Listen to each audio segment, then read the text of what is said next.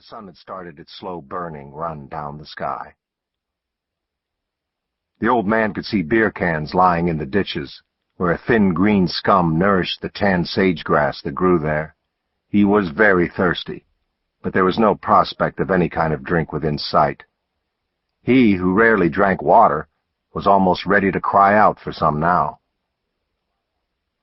He had his head down, plodding along like a mule in harness, and he walked very slowly into the back of his wife, where she had stopped in the middle of the road. "Why, yonder's some beer," she said, pointing. He started to raise some curse against her without even looking, but then he looked. She was still pointing. "Where?" he said. His eyes moved wildly in his head. "Right yonder." He looked where she was pointing and saw 3 or 4 bright red and white cans nestled among the grasses like Easter eggs. He stepped carefully down into the ditch, watchful for snakes. He stepped closer and stopped. "Why, good God," he said. He bent and picked up a full can of Budweiser that was slathered with mud and slightly dented, unopened, and still drinkable.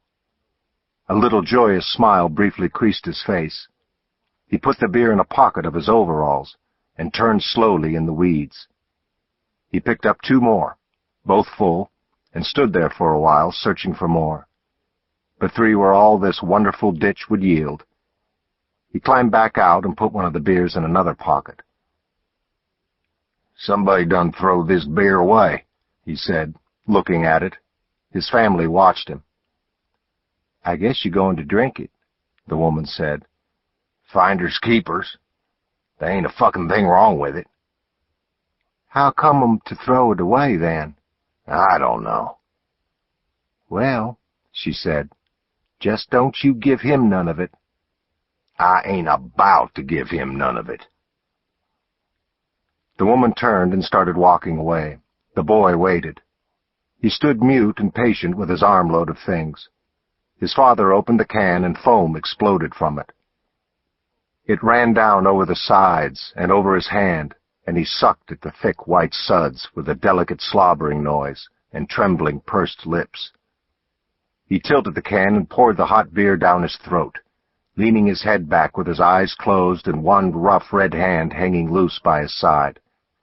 A lump of gristle in his neck pumped up and down until he trailed the can away from his mouth with his face still turned up, one drop of beer falling away from the can before it was flung, spinning, backward into the ditch. He started walking again. The boy shifted his gear higher and stepped off after him. "What's beer taste like?" he said, as the old man wiped his mouth. "Beer." "I know that, but what's it taste like?" "I don't know. Shit. It just tastes like beer. Don't ask so many fucking questions. I need to hire somebody full-time just to answer your questions." The woman and the girls had gone ahead by 200 feet. The old man and the boy had not gone more than 100 feet before he opened the second beer. He drank it more slowly, walking, making 4 or 5 drinks of it. By the time they got to the foot of the first hill, he had drunk all 3. It was that part of the evening when the sun is gone but daylight still remains. The whippoorwills called to each other and moved about, and the choirs of frogs had assembled in the ditches to sing their melancholy songs. Bats scurried overhead, swift and gone in the gathering dusk. The boy didn't know where he and his family were, other than one name: Mississippi.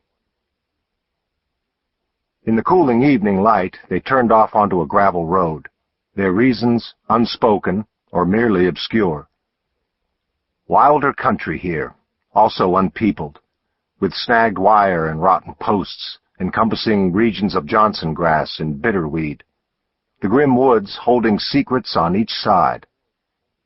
They walked up the road, the dust falling over their footprints. A coyote lifted one thin, broken scream down in the bottom. Somewhere beyond the stands of cane, they could see a faint green at the end of the plowed ground. They turned in on a field road at the base of a soapstone hill and followed it. stepping around washed-out places in the ground, past pine trees standing like lonely sentinels, where doves flew out singing on gray-feathered wings, and by patches of bracken where unseen things scurried off noisily through the brush. "You know where you at?"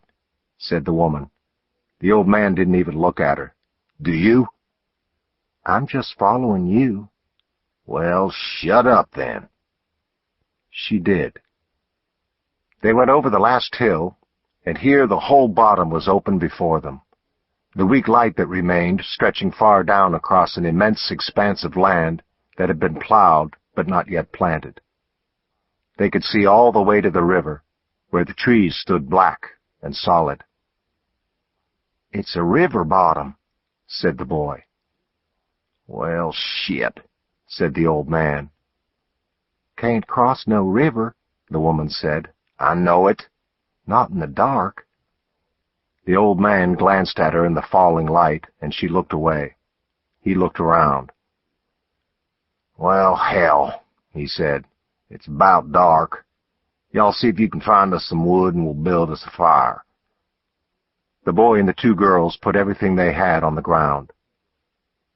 The girls found some dead pine tops next to an old fence, and they pulled them whole into the road and began breaking them into pieces small enough to burn. "See if you can find us a pine knot," he told the boy. The boy left, and they could hear him breaking through the brush up the hill. When he came back, he was dragging a gray hunk of wood with one hand and carrying in the other some dead branches.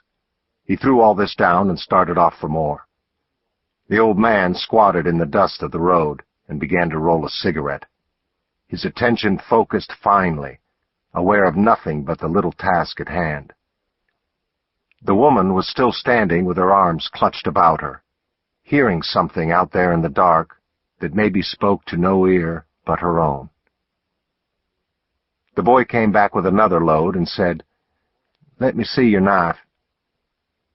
The old man fished out a broken-bladed case, and the boy fell to shaving thin orange peelings of wood away from the pine knot. He drew the blade down, breaking the chips off close to the base. When he had a good handful whittled, he arranged them in some unseen formation of his own devising in the powdered gray dust. "Let me see some of them little sticks," he told his little sister. She passed across a bundle of brittle tinder, and he set this around and above the pine chips. He drew a box of matches from his pocket and struck one. In the little fire that flared, his face loomed out of the dark, curiously intense and dirty, his hands needlessly cupping the small flame. He touched it to one of the chips, and a tiny yellow blade curled up, a tendril of black smoke above it, like a thick waving hair. "That stuff's rich as 6 foot up a bull's ass," the old man said. The little scrap of wood began sizzling, and the resin boiled out in black bubbles, the flames eating their way up. The boy picked up another one from the pile and held it over the fire, got it caught, and added it to the fire. One of the sticks popped and burst into flame. "Give me some of them a little bigger," he said. She handed them. They smiled at each other, he and little sister. Now they began to be drawn out of the coming dark, the 5 of them hunched around the fire with their arms on their knees. He fed the sticks one by one into the fire, and soon it was crackling and growing, and red embers were breaking off and falling into little beds of coals already forming. He kept feeding it, jostling and poking it. He got down on his knees and lowered his face sideways to the fire and began to blow on it. Like a bellows, he gave it air, and it responded. The fire rushed over the sticks, burned higher in the night. "Y'all go on and put some of them big ones on it," he said, getting up. "I'll go up here and get some more." The girls hauled limbs and piled them on the fire. Soon there were red sparks launching up into the smoke. The stars came out and enveloped them in their makeshift camp. They sat under a black skyscape, beside woods alive with noise. The bullfrogs on the creeks that fed the river were hoarse.